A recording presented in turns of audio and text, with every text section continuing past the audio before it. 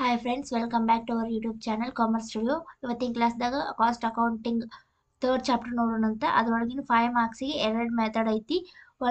ಒಂದೇ method material turn over ratio ಅಂದ್ರೆ or inventory turn over ratio. ಅದ್ರ ಮೇಲೆ ಪ್ರಾಬ್ಲಮ್ಸ್ ನೋಡೋಣ ಅಂತ. First one, ABC company provides the following information. Calculate material turnover ratio. Purchase of material 2,50,000, opening stock 30,000, closing stock 25,000. ಈ problem ಮಾಡಕ ಒಂದು first formula ಹಚ್ಕೊಡಂತ. Material turn over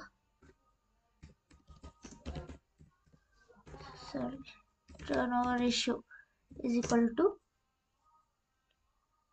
cost of goods sold divided by average materials.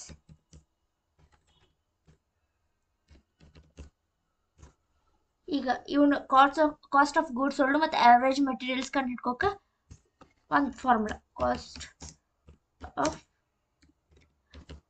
Goods sold ಇದ್ರ formula opening stock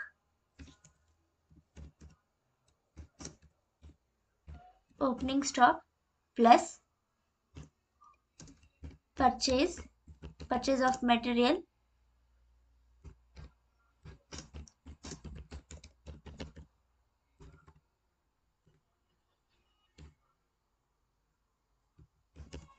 else less closing stock.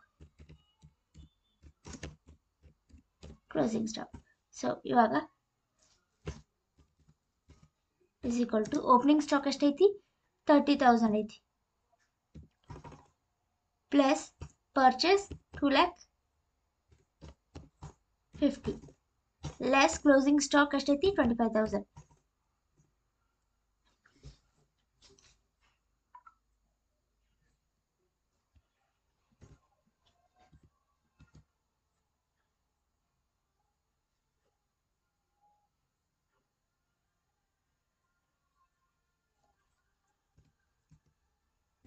ಮಾಡಿದ್ರ answer 2,55,000.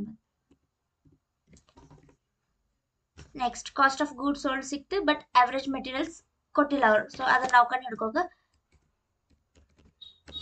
Average materials ಇದ್ರ formula opening stock plus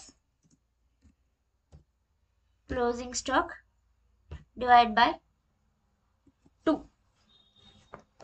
ಇದನ್ನ ಎಷ್ಟು ಮಾಡಿದ್ರೆ ಅವರೇಜ್ ಸ್ಟಾಕ್ಸ್. ಓಪನಿಂಗ್ ಸ್ಟಾಕ್ ಎಷ್ಟೈತಿ 30,000 plus 25,000 divide by 2 ಮಾಡಿದ್ರೆ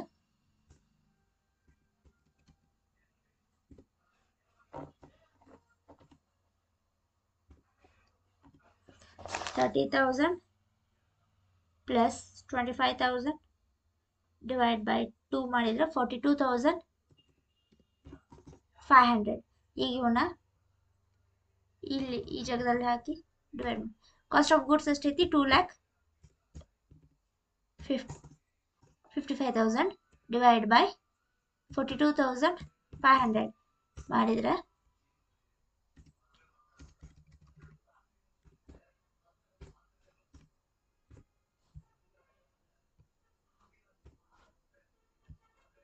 2,55,000 divide by 42,500 ಮಾಡಿದ್ರೆ